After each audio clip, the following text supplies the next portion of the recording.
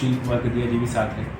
इसमें इस board meeting का कुछ मुख्य उद्देश्य शहर में कुछ ऐसे प्रोजेक्ट लेके आना था जो बहुत समय से लंबित चल रहे थे और पेंडिंग चल रहे थे। तो कुछ ऐसी सौगात शहर को इस बोर्ड मीटिंग में दी जाए जो मैं आपको बताने जा रहा हूँ। सबसे पहले, शहर में कोई भी खेल मैदान नहीं है, स्टैंडर्ड का नहीं। तो लाल डिग्गी के पीछे जो अटल खेल परिसर है उसको आधुनिक सुविधा से तैयार करा जाएगा। लगभग 50 लाख की लागत से ये अगले 4-5 महीने में एक बहुत अच्छा खेल मैदान तैयार हो जाएगा। यहाँ पे बॉक्स क्रिकेट के अंदर फुटबॉल ग्राउंड, एक वॉलीबॉल ग्राउंड और एक बास्केटबॉल ग्राउंड, ये 3 ग्राउंड आएंगे और साथ में रनिंग ट्रैक बनेगा। तो ये हमने सबसे बड़ा भी एक डिसीजन लिया। दूसरा, जो मेन सड़क अपनी पटेल गार्डन को जाती है डाक बंगलों के आगे, तो उसके आगे हम चौपाटी बनाने जा रहे हैं, जैसे कि अजमेर में बनी हुई आधा सागर के पास। वो चौपाटी के अंदर भी बैठने का अरेंजमेंट, ठेलों को लगाने का अरेंजमेंट, विक्टोरिया लाइट को ले लेके जाने का और अच्छी ड्रेन बनाने का। आजकल वहाँ पे पानी का भराव हो जाता है, तो उसको भी देखते हुए हमने अच्छी ड्रेन बनाने का भी उसके अंदर प्रस्ताव दिया है। तो कल ही मेरी एमएलए साहब से बात हुआ था, तो एमएलए साहब ने कहा है कि इस प्रोजेक्ट के लिए, चौपाटी के लिए, वो एमएलए फंड से पैसा दे देंगे। तो एमएलए साहब का बहुत बहुत धन्यवाद। और तीसरा हमारा है कि जो पटेल गार्डन का जो पुराने वाला ट्रैक है वो बहुत क्षतिग्रस्त हो चुका है। जो वो ट्रैक है उसको नया ट्रैक बनाया जा रहा है। 16 लाख की लागत से नया ट्रैक बनाया जाएगा। अगले 1.5 महीने के अंदर अंदर ट्रैक बन के तैयार हो जाएगा। तो पटेल गार्डन में पूरा जो टूटा हुआ ट्रैक और आगे फुटपाथ भी जो टूटे हुए हैं वो बिल्कुल ठीक हो जाएंगे।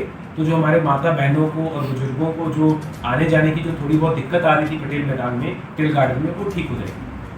चौथा, जो हमने बस स्टैंड के पास सामने पार्किंग दी थी, तो हमने कुछ महीनों में आपने देखा होगा हमने अतिक्रमण को तोड़ के कुछ एरिया खाली करवाया था। तो हम वो एरिया में जो जगह जगह पे टैक्सी और टेम्पू खड़े रहते हैं, तो हमने वो सारे कमर्शियल व्हीकल को वहाँ पे लगाने का निर्णय लिया। तो बोर्ड अभी ऑप्शन करेगा उस जमीन की। तो उस जगह पे जितने भी टैक्सी वाले हैं और जितने भी टेम्पू वाले हैं, मैं उनसे अनुरोध करता हूँ कि शहर के ब्यावर बस स्टैंड, जो हमारे मेन बस स्टैंड के आगे ना खड़ा करके उस जगह पे खड़ा कर लीजिए, ताकि शहर में स्वच्छ शहर की व्यवस्था बनी रहे। इसी के साथ ही फ्रामजी गार्डन के अंदर महाराणा प्रताप की जो मूर्ति बनाने का जो हमारे टीचर एसोसिएशन है, जो उन्होंने हमारे पास प्रस्ताव रखा था कि हम सब अपने ही खर्चे पे बनाना चाह रहे हैं।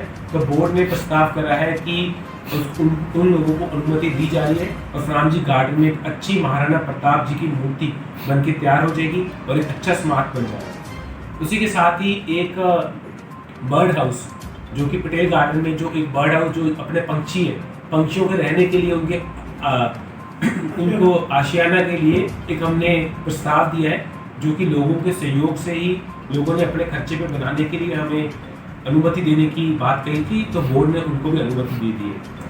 उसके बाद हमारे कुछ कंप्लेंट्स आ रही थी हमारे एसआई डिपार्टमेंट से कि लोगों ने विभिन्न कंप्लेंट करी थी। तो हमने अपने एक सैनिटरी इंस्पेक्टर को एक 3 महीने के नोटिस पीरियड पे भी रखा है।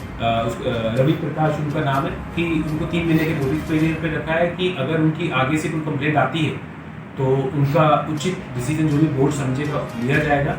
और इसी के साथ ही मैं लोगों से अपेक्षा करता हूँ कि छावनी को और स्वस्थ बनाने में अपना सहयोग दीजिए। आने वाले दिनों में कुछ सड़कें जो बाजार की खराब है वो नेक्स्ट बोर्ड मीटिंग में दी जाएगी, क्योंकि अभी थोड़ा बारिश का मौसम है, सड़कें नहीं बन पा रही। तो इसके लिए हमने ये कुछ प्रस्ताव दूसरे वाले रख लिए जो कि और जरूरी है।